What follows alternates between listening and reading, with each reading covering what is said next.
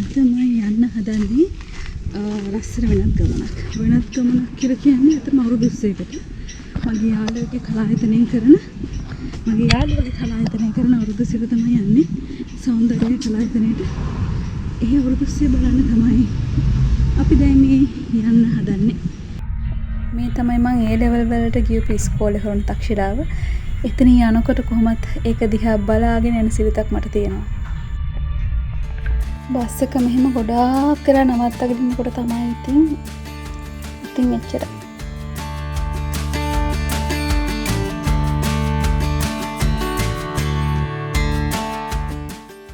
මං ආවා.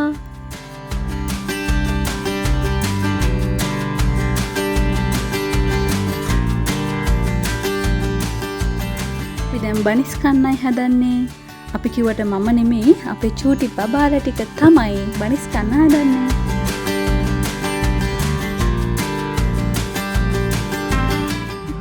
උදේට කාලා නැද්ද? උදේට කාලා නැහැ.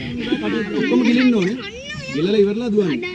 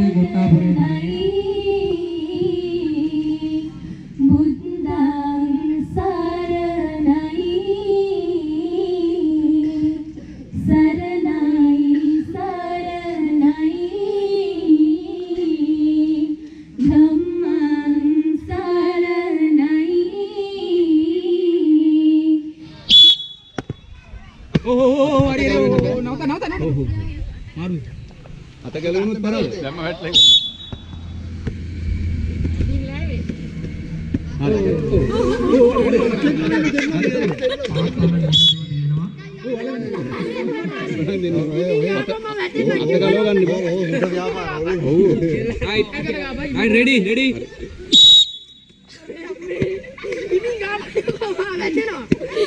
oh hinawi gahන්න බෑ පුතේ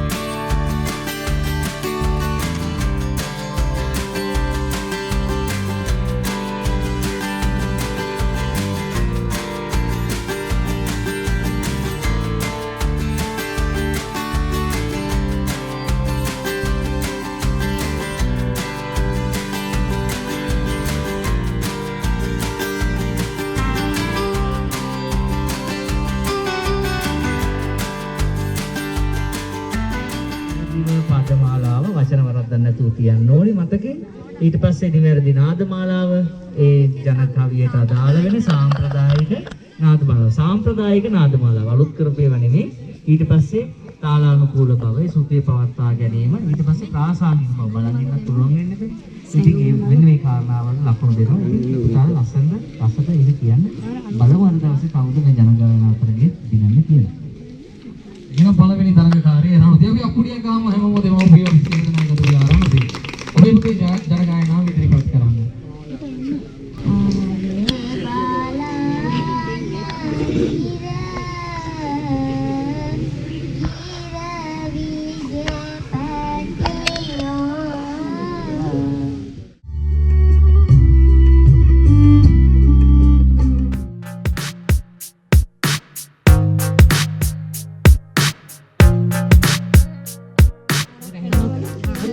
රබම් පද ගහන්න හදන්නේ.